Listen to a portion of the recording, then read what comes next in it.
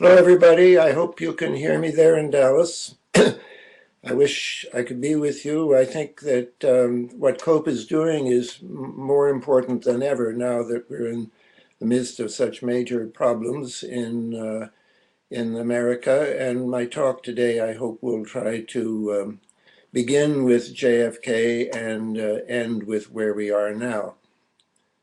The subject of my talk today is the Doomsday Project and Deep Events, JFK, Watergate, Iran-Contra, and 9/11. In my talk today, I'm going to talk about four major and badly understood events: the John F. Kennedy assassination, Watergate, Iran-Contra, and 9/11. I will analyze these deep events as part of a deeper political process linking them, a process that has helped build up repressive power in America at the expense of democracy. In recent years, I have been talking about a dark force behind these events, a force which, for want of a better term, I have clumsily called a deep state operating both within and outside the public state. Today, and for the first time, I want to identify part of that dark force, a part which has operated for 5 decades or more at the edge of the public state. This part of the dark force has a name not invented by me, the Doomsday Project, the Pentagon's name for the emergency planning to keep the White House and Pentagon running during and after a nuclear war or some other major crisis. The talk I'm about to give will be full of details and at times hard to follow, and some of the most important points are in footnotes, which I won't have time to read to you today. But the point of my talk is a simple and important one, to show that the Doomsday Project of the 1980s and the earlier emergency planning that developed into it have been a factor in the background of all the deep events I shall discuss. More significantly, it has been a factor behind all three of the disturbing developments that now threaten American democracy. The first of these three developments is what has been called the conversion of our economy into a plutonomy, with the increasing separation of America into two classes, into the haves and have-nots, the 1% and the 99%. The second is America's increasing militarization, and above all, its inclination, which has become more and more routine and predictable, to wage or provoke wars in remote regions of the globe.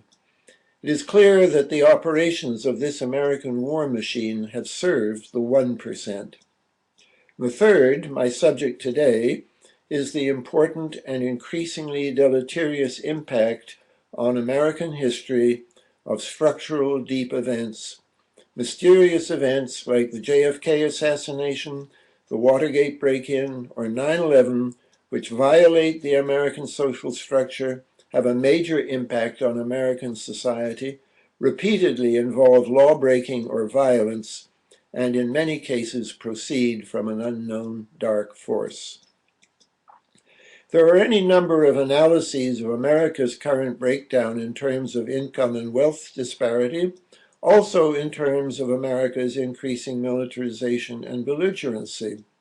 What I shall do today is, I think, new, to argue that both the income disparity and the belligerency have been fostered significantly by deep events. We must understand that the income disparity of America's current economy was not the result of market forces working independently of political intervention. In large part, it was generated by a systematic and deliberate ongoing political process dating from the anxieties of the very wealthy in the 1960s and 1970s that control of the country was slipping away from them. This was the time when future Supreme Court Justice Lewis Powell, in a 1971 memorandum, warned that survival of the free enterprise system depended on, quote, careful long-range planning and implementation of a well-financed response to threats from the left. This warning was answered by a sustained right-wing offensive, coordinated by think tanks and funded lavishly by a small group of family foundations. We should recall that all this was in response to serious riots in Newark, Detroit, and elsewhere, and that increasing calls for a revolution were coming from the left in Europe as well as in America. But I will focus today on the right's response to that challenge and on the role of deep events in enhancing their response. What was important about the Powell Memorandum was less the document itself than the fact that it was commissioned by the United States Chamber of Commerce, one of the most influential and least discussed lobbying groups in America.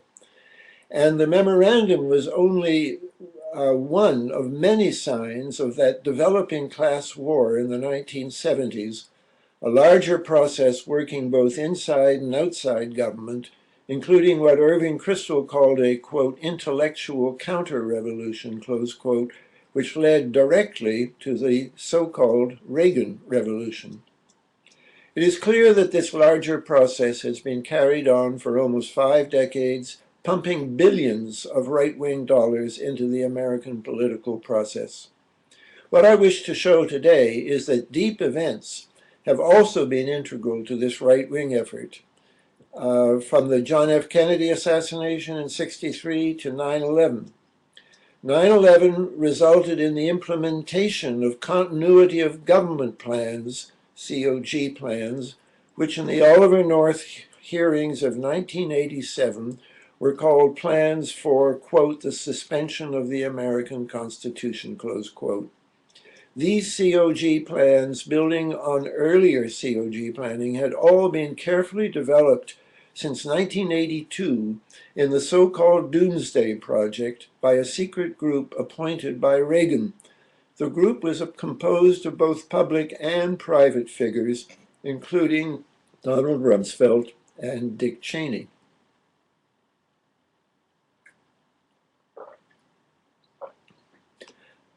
I shall try to show today that in this respect, 9/11 was only the culmination of a sequence of deep events reaching back to the Kennedy assassination, if not earlier, and that the germs of the Doomsday Project can be detected behind all of them. More specifically, I shall try to demonstrate about these deep events that, 1, prior bureaucratic misbehavior by the CIA and similar agencies helped to make both the Kennedy assassination and 9/11 happen. 2, the consequences of each deep event included an increase in top-down repressive power for these same agencies at the expense of persuasive democratic power. 3, there are symptomatic overlaps in personnel between the perpetrators of each deep event and the next. 4, one sees in each of these events the involvement of elements of the international drug traffic, suggesting that our current plutonomy is also to some degree a narconomy. And 5, in the background of each event and playing an increasingly important role, one sees the Doomsday Project, the alternative emergency planning structure with its own communications network operating as a shadow network outside of regular government channels. So let me talk first about bureaucratic misbehavior as a factor contributing to both the JFK assassination and 9/11. Both the JFK assassination and 9/11 were facilitated in part by the way the FBI and the CIA manipulated their files about the alleged perpetrators of each event, Lee Harvey Oswald in the case of what I shall call JFK, and the alleged hijackers Khalid al-Mihdhar and Nawaf al-Hazmi in the case of 9/11. Part of this facilitation was the decision on October 9, 1963, of an FBI agent, Marvin Giesling, to remove Oswald from the FBI watch list for surveillance. This was shortly after Oswald's arrest in New Orleans in August and his reported travel to Mexico in September. Obviously, these developments should normally have made Oswald a candidate for increased surveillance.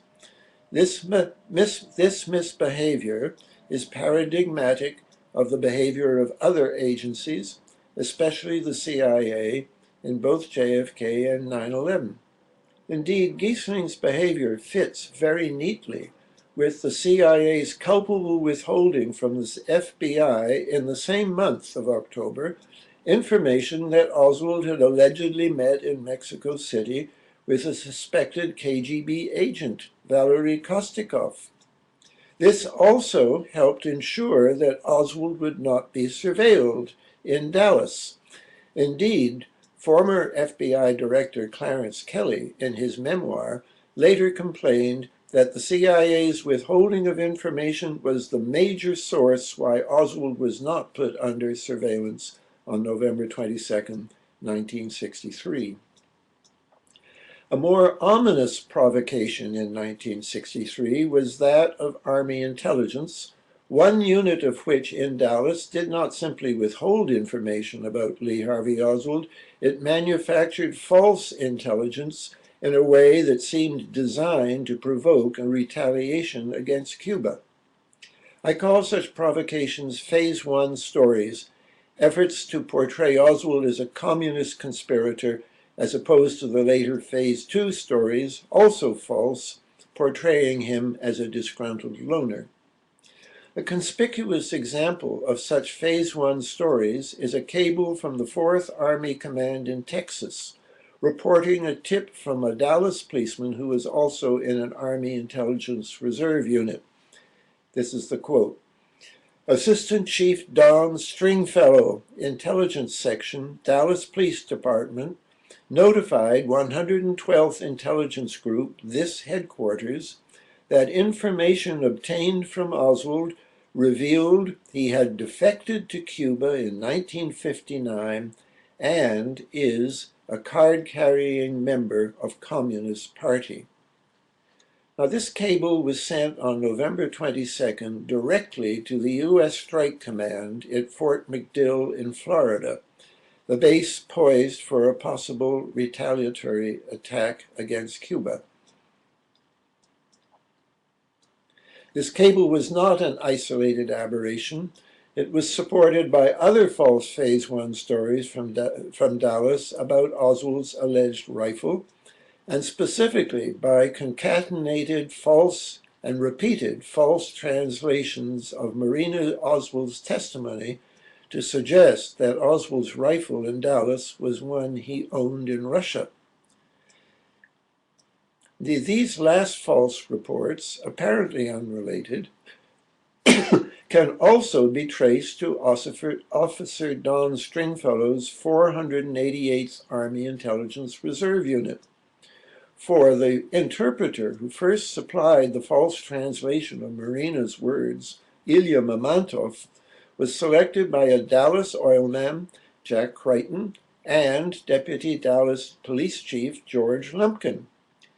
But Crichton and Lumpkin were also the chief and the deputy chief of the 488th Army Intelligence Reserve Unit. Crichton was also an extreme right-winger in the community of Dallas oilmen. He was a trustee of the H.L. Hunt Foundation and a member of the American Friends of the Katanga Freedom Fighters, a group organized to oppose Kennedy's policies in the Congo.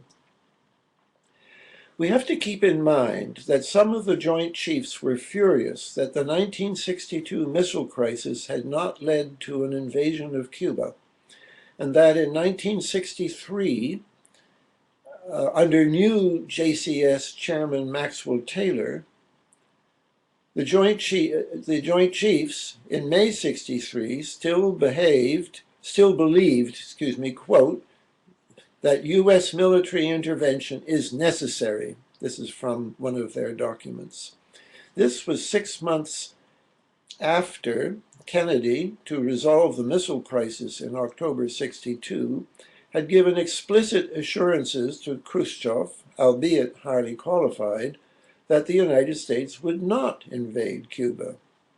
This did not stop the J5 of the Joint Chiefs of Staff, the JCS Directorate of Plans and Policy, from producing a menu of, quote, fabricated provocations to justify military invention, close quote. One proposed example of fabricated provocations envisaged violence, quote, using MiG-type aircraft flown by U.S. pilots to attack surface shipping or to attack U.S. military, close quote. The deceptions about Oswald coming from Dallas were immediately post-assassination. Thus, they do not by themselves establish that the assassination itself was a provocation deception plot. They do, however, reveal enough about the anti-Castro mindset of the 488th Army Intelligence Reserve Unit in Dallas to confirm that it was remarkably similar to that of the J5 the preceding May, the mindset that produced a menu of fabricated provocations to attack Cuba. According to Crichton, there were about 100 men in the 488th Reserve Unit, and about 40 or 50 of them, roughly half, were from the Dallas Police Department.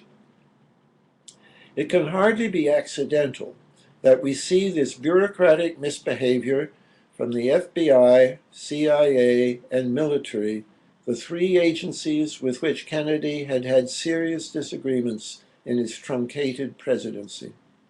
Later in this paper, I shall link Dallas oilman Jack Crichton to the 1963 emergency planning that became the Doomsday Project.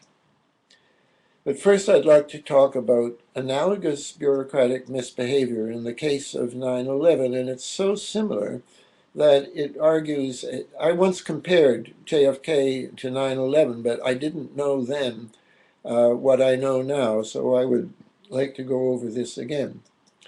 Before 9/11, the CIA in 2000 to 2001 again flagrantly withheld crucial evidence from the FBI. Evidence that, if shared, would have led the FBI to surveil two of the alleged hijackers, Khalid al-Mihdhar and Nawaz al-Hazmi. This sustained withholding of evidence provoked an FBI agent to predict accurately in August 2001 that, quote, someday someone will die, close quote. After 9/11, another FBI agent was even more bitter. They, the CIA, didn't want the Bureau meddling in their business. That's why they didn't tell the FBI, and that's why September 11th happened. That is why it happened. They have blood on their hands. They have 3,000 deaths on their hands. The CIA's withholding of relevant evidence before 9/11, which was required by its own rules to supply, was matched in this case by the NSA, the National Security Agency. Without these withholdings, in other words, neither the Kennedy assassination nor 9/11 could have developed in the manner in which they did. As I wrote in American War Machine, it would appear that Oswald and later al-Mihdhar had at some prior point been selected as designated subjects for an operation. This would not initially have been for the commission of a crime against the American polity. On the contrary, steps were probably taken to prepare Oswald in connection with an operation against Cuba, and al-Mihdhar, I suspect, for an operation against al-Qaeda. But as exploitable legends began to accumulate about both figures, it became possible for some witting people to subvert the sanctioned operation into a plan for murder that would later be covered up. And at this point, Oswald, and by analogy al-Mihdhar, was no longer just a designated subject, but now also a designated culprit. Kevin Fenton, in his exhaustive book, Disconnecting the Dots, has since reached the same conclusion with respect to 9/11. This is a quote from him. It's remarkably like mine, although quite independent. He said that by the summer of 2001, The CIA purpose of withholding the information had become to allow the attacks to go forward. A very serious charge, but it's the one that I also made. Fenton has also identified the person chiefly responsible for the misbehavior. CIA officer Richard Blee, chief of the CIA's Bin Laden unit.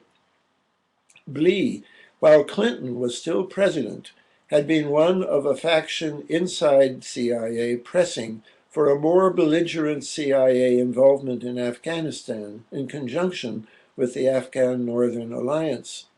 This then happened immediately after 9/11, and Blee himself was promoted to become the new chief of station in Kabul. Now, if I had the time, I would also show how CIA and NSA withholding of evidence in the second Tonkin Gulf incident contributed to war with North Vietnam. I will spare you the details of this withholding, which can be found in my book, American War Machine, pages 200 to 202. But Tonkin Gulf is similar to the Kennedy assassination and 9/11 in that manipulation of evidence helped lead America, in this case very swiftly, into war. By now, historians such as Frederick Logeval have agreed with the assessment of former Undersecretary of State George Ball that the U.S. destroyer mission in the Tonkin Gulf, which led to the Tonkin Gulf incidents, was, quote, primarily for provocation, close quote. The planning for this provocative mission came from the J5 of the Joint Chiefs of Staff, the same unit that in 1963 had reported concerning Cuba that, quote, the engineering of a series of provocations to justify military inventions is feasible, close quote. The NSA and CIA suppression of the truth on August 4th, 1964 was in the context of an existing high-level but controversial determination to attack North Vietnam. In this respect, the Tonkin Gulf incident is remarkably similar to the suppression of the truth by CIA and NSA leading up to 9/11, when there was again a high-level but also controversial determination to go to war. Now I want to talk about increases in repressive power after deep events. This could have been a whole paper just by itself. All of the deep events discussed in this talk have contributed to the cumulative increase of Washington's repressive powers. It is clear, for example, that the Warren Commission used the JFK assassination to increase CIA surveillance of Americans. As I wrote in Deep Politics, this was the result of the Warren Commission's controversial recommendations that the Secret Service's domestic surveillance responsibilities be increased. Somewhat illogically, the Warren Report concluded both that Oswald acted alone and also that the Secret Service, FBI, and CIA should coordinate more closely the surveillance of organized groups. In particular, it recommended that the Secret Service acquire a computerized data bank compatible with that already developed by the CIA. This pattern would repeat itself 4 years later with the assassination of Robert Kennedy. In the 24 hours between the shooting of Bobby and his death, Congress hurriedly passed a statute drafted well in advance, like the Tonkin Gulf Resolution of '64 and the Patriot Act of 2001, that still further augmented the secret powers given to the Secret Service in the name now of protecting presidential candidates. This was not a trivial or benign change. From this swiftly considered act, passed under Johnson, flowed some of the worst excesses of the Nixon presidency, as I've shown elsewhere. This change also contributed to the chaos and violence at the Chicago Democratic Convention of 1968. There were Army intelligence surveillance agents seconded to the Secret Service, present both inside and outside the Democratic Convention Hall. Some of them equipped the so-called Legion of Justice thugs, whom the Chicago Red Squad turned loose on local anti-war groups. In this way, the extra secret powers conferred after the RFK assassination contributed to the disastrous turmoil in Chicago that effectively destroyed the old Democratic Party representing the labor unions. The three Democratic presidents elected since then have all been significantly more conservative. When we turn to Watergate and Iran-Contra, both of these events were on one level setbacks to the repressive powers exercised by Richard Nixon and the Reagan White House, not expansions of them. On the surface level, this is true. Both events resulted in a number of legislative reforms that would appear to contradict my thesis of an expanding repressive power. But we need to distinguish here between the 2 years of the Watergate crisis and the initial Watergate break-in. The Watergate crisis saw a president forced into resignation by a number of forces involving both liberals and conservatives.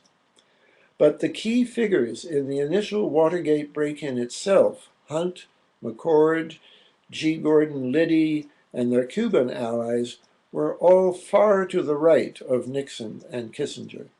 And the end result of their machinations was not finalized until the so-called Halloween massacre in 1975, when Kissinger was ousted as National Security Advisor and Vice President Nelson Rockefeller was notified that he would be dropped from the 1976 Republican ticket. This major shakeup was engineered by two other right-wingers, Donald Rumsfeld and Dick Cheney, in the Gerald Ford White House.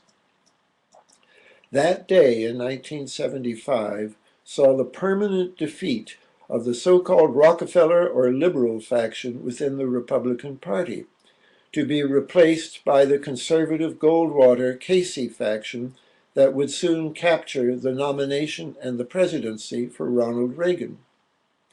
This little-noticed palace coup, along with other related intrigues in the mid-1970s, helped achieve the conversion of America from a welfare capitalist economy with gradual reductions in income and wealth disparity into a financialized plutonomy where these progressive trends were reversed. Again, in Iran-Contra, we see a deeper accumulation of repressive power under the surface of liberal reforms. At the time, not only the press, but even academics like myself celebrated the termination of aid to the Nicaraguan Contras and the victory there of the Contadora peace process. Not generally noticed at the time was the fact that while Oliver North was removed from his role in the Doomsday Project, that project's plans for surveillance, detention, and the militarization of the United States continued to increase after his departure. Also not noticed was the fact that the U.S. Congress, while curtailing aid to one small drug-financed CIA proxy army in Nicaragua, was simultaneously increasing U.S. support to a much larger coalition of drug-financed proxy armies in Afghanistan. While Iran-Contra exposed the $32 million which Saudi Arabia, at the urging of CIA Director William Casey, had supplied to the Contras, not a word was whispered about the $500 million or more that the Saudis, again at the urging of Casey, had supplied in the same period to the Afghan Mujahideen. In this sense, the drama of Iran-Contra in Congress can be thought of as a misdirection play, directing public attention away from America's much more intensive engagement in Afghanistan, a covert policy that has since evolved into America's longest war. We should expand our consciousness of Iran-Contra to think of it as Iran-Afghan-Contra. And if we do, we must acknowledge that in this complex and misunderstood deep event, the CIA in Afghanistan exercised again the paramilitary capacity that Stansfield Turner had tried to terminate when he was CIA director under Jimmy Carter. This was a victory, in short, for the faction of men like Richard Blee, the protector of al-Miqdar, as well as the advocate in 2000 for enhanced CIA paramilitary activity in Afghanistan.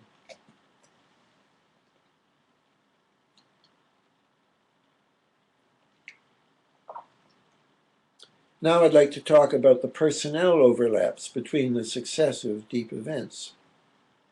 I will never forget the New York Times front page on June 18, 1972, the day after the Watergate break-in. There on page 1 were photographs of the Watergate burglars, including one of Frank Sturgis, alias Fiorini, whom I had already written about 2 years earlier in my unpublished book manuscript, The Dallas Conspiracy, about the JFK assassination. Sturgis was no nonentity. A former contract employee of the CIA, he was also well connected to the mob-linked former casino owners in Havana. My early writings on the Kennedy case focused on the connections between Sturgis and an anti-Castro Cuban training camp near New Orleans in which Oswald had shown an interest. Also, in Sturgis's involvement in false Phase 1 stories portraying Oswald as part of a communist Cuban conspiracy. In spreading these Phase 1 stories in 1963, Sturgis was joined by a number of Cubans who were part of the CIA-supported army in Central America of Manuel Artime. Artime's base in Costa Rica was closed down in 1965, allegedly because of its involvement in drug trafficking. In the 1980s, some of these Cuban exiles later became in drug finance support activities for the Contras. The political mentor of Artime's MRR movement was future Watergate plotter Howard Hunt. And Artime in '72 would pay for the bail of the Cuban Watergate burglars. The drug money launderer Ramon Milian Rodriguez has claimed to have delivered $200,000 in cash from Artime to pay off some of the Cuban Watergate burglars. And later, in support of the Contras, he managed 2 Costa Rican seafood companies, Frigorificos and Ocean Hunter, that laundered drug money for them. It is alleged that Hunt and McCord had both been involved with Artime's invasion plans in 1963. It was, I believe, no accident that the organization of Hunt's protege Artime became mired in drug trafficking. Hunt, I have argued elsewhere, had been handling a U.S. drug connection since his 1950 post in Mexico City as chief there of the OPC, Office of Policy Coordination. But McCord not only had a past in the anti-Castro activities of 1963, he was also part of the nation's emergency planning network that would later figure so prominently in the background of Iran-Contra and 9/11, the Doomsday Project. McCord was a member of a small Air Force Reserve unit in Washington attached to the Office of Emergency Preparedness, OEP, assigned to draw up lists of radicals and to develop contingency plans for censorship of the news media and U.S. mail in time of war. His unit was part of the Wartime Information Security Program, WISP, which had responsibility for activating contingency plans for imposing censorship on the press, the mails, and all telecommunications, and preventive detention of civilian security risks who would be placed in military camps. In other words, the plans that became known in the 1980s as the Doomsday Project, the continuity of government planning on which Dick Cheney and Rumsfeld worked together for 20 years before 9/11. So this is the common denominator for structural deep events: Project Doomsday and Continuity of Government Planning, COG. McCord's participation in an emergency planning system dealing with telecommunications suggests a common denominator in the backgrounds of all the deep events we are considering. Oliver North, the Reagan-Bush OEP point man on Iran-Contra planning, was also involved in doomsday planning, and he had access to the nation's top secret doomsday communication network. North's network, known as Flashboard, quote, excluded other bureaucrats with other opposing viewpoints and had its own special worldwide anti-terrorist computer network by which members could communicate exclusively with each other and their collaborators abroad. Flashboard was used by North and his superiors for extremely sensitive operations which had to be concealed from other hostile parts of the Washington bureaucracy. These operations included the illegal shipments of arms to Iran, but also other activities, some of them still not known, perhaps even, as a Norwegian has alleged, against Olof Palme's Sweden.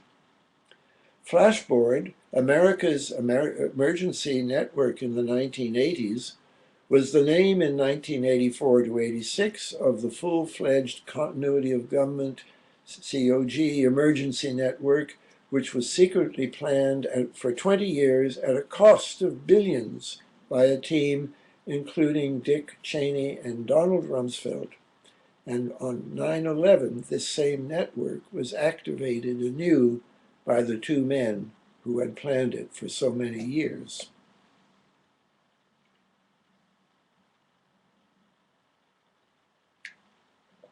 But this doomsday planning can be traced back to 1963, when Jack Creighton, head of the 488th Army Intelligence Reserve Unit, was also part of it. This was in his capacity as Chief of Intelligence for Dallas Civil Defense, which worked out of an underground emergency operating center. As Russ Baker reports, because it was intended for continuity of government operations during an attack, this center was fully equipped with communications equipment. A speech given at the dedication of the center in 1961 supplies further details. This emergency operating center in Dallas is part of the national plan to link federal, state, and local government agencies in a communications network from which rescue operations can be directed in time of local or national emergency. It is a vital part of the national, state, and local operational survival plan, close quote. Creighton, in other words, was also part of what became known in the 1980s as the Doomsday Project, like James McCord, Oliver North, Donald Rumsfeld, and Dick Cheney after him. But in 1988, the aim of the Doomsday Project was significantly enlarged, no longer to prepare for an atomic attack, but now to plan for the effective suspension of the American Constitution in the face of any emergency. This change in 1988 allowed COG to be implemented on 9/11. And by this time, the Doomsday Project had developed into what the Washington Post called, quote, this is the Post, a shadow government that evolved based on long-standing continuity of operations plans, close quote. It is clear that the Office of Emergency Preparedness, OEP, supplied a common denominator for key personnel in virtually all of the structural events I have discussed today. This is a long way from establishing that the OEP itself, in addition to the individuals I have discussed, was involved in generating any of these events. But I believe that the alternative communications network, housed first in the OEP, played a significant role in at least three of them: the JFK, Iran-Contra, and 9/11. This is easiest to show in the case of 9/11, where it's conceded that the COG plans of the Doomsday Project were implemented by Cheney, apparently before the last of the 4 hijacked planes had crashed. The 9/11 Commission could not locate records of the key decisions taken by Cheney on that day, suggesting that they may have taken place on the secure phone in the tunnel leading to the presidential bunker. We know that Cheney did pause there to make a series of phone calls. And this security phone had such a high classification that the 9/11 Commission were never supplied the phone records. Presumably, this was a COG phone. It is not clear whether the secure phone in the White House tunnel belonged to the Secret Service or, as one might expect, was part of the secure network of the White House Communications Agency, WHCA. If the latter, we'd have a very striking link between 9/11 and the JFK assassination. The WHCA boasts on its website that the agency was, quote, a key player in documenting the assassination of President Kennedy, close quote. I suspect this is going to be news to most of you in the COPA conference. It is not clear for whom this documentation was conducted, for the WHCA logs and transcripts were in fact withheld from the purview of the Warren Commission. The Secret Service had installed a WHCA portable radio in the lead car of the presidential motorcade in Dallas. This, in turn, was in contact by police radio with the pilot car ahead of it, carrying DPD Deputy Chief Lumpkin of the 488th Army Intelligence Reserve Unit.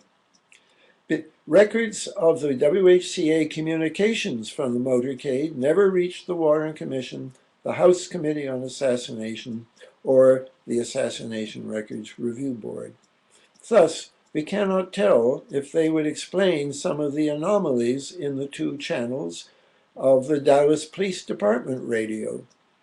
They might, for example, have thrown light upon the unsourced call on the Dallas police tapes for a suspect who had exactly the false height and weight recorded for Oswald in his FBI and CIA files.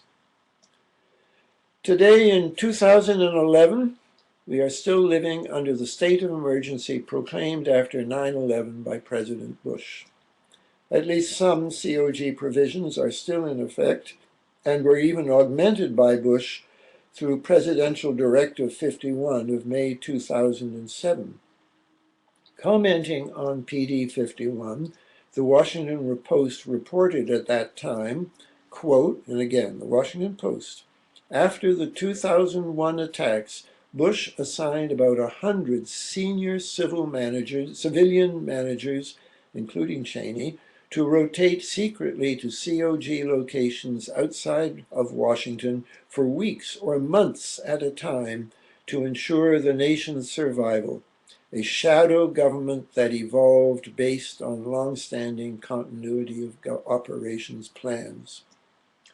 Presumably, this shadow government finalized such long-standing COG projects as warrantless surveillance, in part through the Patriot Act, whose controversial provisions were already being implemented by Cheney and others well before the bill reached Congress on October 12th.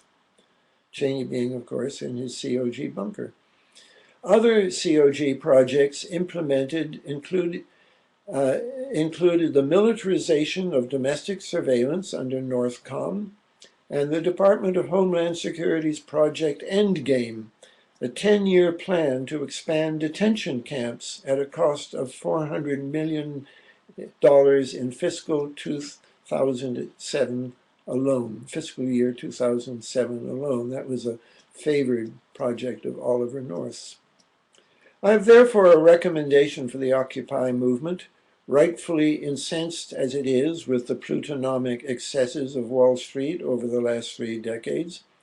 It is to call for an end to the state of emergency which has been in force since 9/11, under which since 2008, a U.S. Army Brigade combat team has been stationed permanently in the United States to be ready, quote, to help with civil unrest and crowd control, close quote. Democracy lovers must work to prevent the political crisis now developing in America from being resolved by a military intervention and, of course, the still further militarization of our country. Let me say in conclusion that for a half-century, American politics have been constrained and deformed by the unresolved matter of the Kennedy assassination. According to a memo of November 25th, 1963, from Assistant Attorney General Nicholas Katzenbach, it was important then to persuade the public that, quote, Oswald was the assassin, close quote, and that, quote, he did not have Confederates, close quote. Obviously, this priority became much more important after these questionable propositions were endorsed by the Warren Report, the U.S. establishment, and the mainstream press. It has remained an embarrassing priority ever since for all succeeding administrations, including the present one. There is, for example, an official in Obama's State Department, Todd Leventhal, whose official job until recently included defense of the lone nut theory about Oswald against so-called conspiracy theories. If Oswald was not a lone assassin, then it should not surprise us that there is continuity between those who falsified reports about Oswald in 1963 and those who have distorted American politics in subsequent deep events, beginning with Watergate. Since the deep event of '63, the legitimacy of America's political system has become vested in a lie which subsequent deep events have helped to protect. Well, that's my talk, and do I stop broadcasting now? Can anyone tell me? I guess I do. I want to answer questions, but if I stop the broadcast and stop recording, perhaps I can answer the questions on Skype. Anyway, in the absence of instructions, that's what I'm going to do, and I'll be with you in a moment, hopefully, on Skype.